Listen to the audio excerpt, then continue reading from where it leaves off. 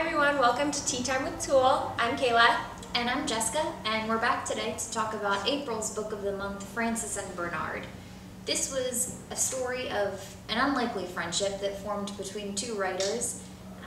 It started in the late 50s and followed them over the course of about a decade, and was told through letters between the two main characters as well as some of their close friends. In the end, I thought that this was ultimately a story about faith.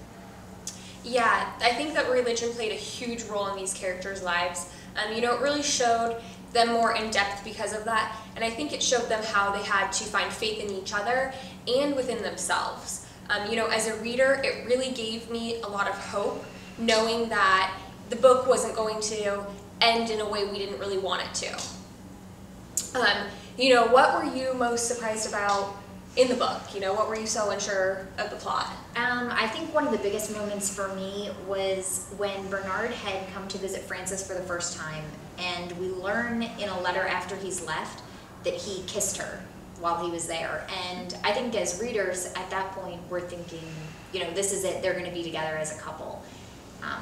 But then everything changes and Bernard's mental health really starts to break down, and that kind of changes the course of the whole rest of the book for me. Right, yeah. I think after that moment, I was really even unsure if Frances and Bernard were going to further a friendship, even less a relationship at that point. I was kind of surprised, and I think the pivotal moment for myself was when Frances finally had her book party for the launch, that she had written. And John, her editor, was there, was making a speech, and she was writing this letter to Claire after this book party, kind of explaining him, and you almost kind of got this, feeling that maybe she had some feelings for John. So I think that was the moment when it was a little turning for me, because after that they did have Bernard and Frances did have a relationship, and it's kind of fun and surprising to learn that. And I think, despite some of the ups and downs and the unsureness that we had, it was nice to be able to see Frances and Bernard in a relationship. One of my favorite parts of the book was when Bernard goes home with Frances and meets her family. And throughout the book, Frances, definitely has a kind of strained relationship with her family at times. And it shows how much Bernard really understands her and listens, and he's just exactly what she needs him to be that weekend. And he's great with her aunts and her dad, who means a lot to her. And I think that was just kind of one of my favorite parts. But what was one of your favorite parts, Kayla? I really loved when Frances and Bernard went to a mutual friend's, get together, kind of this party that they had going on. And Frances made unknowingly kind of this snide remark, and it kind of turned, the whole party around, I guess you could say, on a bad note.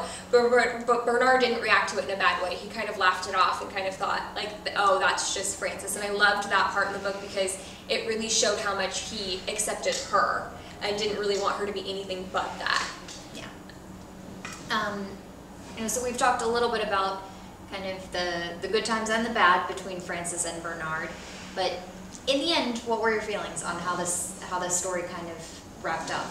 It wasn't what I expected it to be. Going into the book, I kind of wanted a particular ending. But ultimately, I was really, really happy about it. I think that's exactly what should have happened. It was best for both characters to know that, they really had this happy ending for the both of them. Yeah, I think they got what they, kind of both deserved and needed in the end. But if you want to find out exactly what happens to Frances and Bernard, we definitely encourage you to pick up a copy for yourself. It was a great read.